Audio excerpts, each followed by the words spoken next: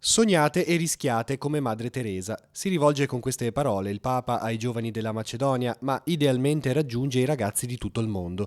Nell'incontro al centro pastorale di Skopje, infatti, il pontefice spiega che oggi i ragazzi hanno perso la capacità di sognare, di cui l'appello a dare speranza tutti insieme ad un mondo stanco, senza avere fretta e con il coraggio di essere diversi.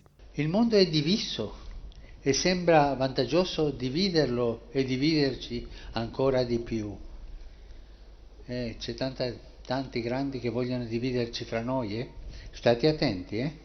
Quale maggiore adrenalina che impegnarsi tutti i giorni con dedizione ad essere artigiani di sogni, artigiani di speranza?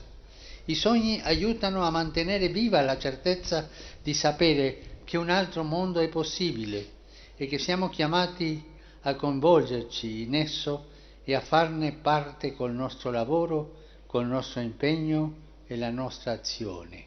La visita del Papa prosegue in cattedrale, qui Francesco incontra il clero locale, incoraggia i sacerdoti, che poco prima gli avevano manifestato il disagio di essere in pochi e il rischio di cadere in qualche complesso di inferiorità, a fare insomma come Maria Maddalena, che con una libbra di nardo unse i piedi di Gesù, riempendo tutta la casa di quel profumo e lasciando un'impronta inconfondibile. Fare i conti è sempre necessario quando ci può aiutare a scoprire e ad avvicinare tante vite e situazioni che pure ogni giorno stentano a far quadrare i conti.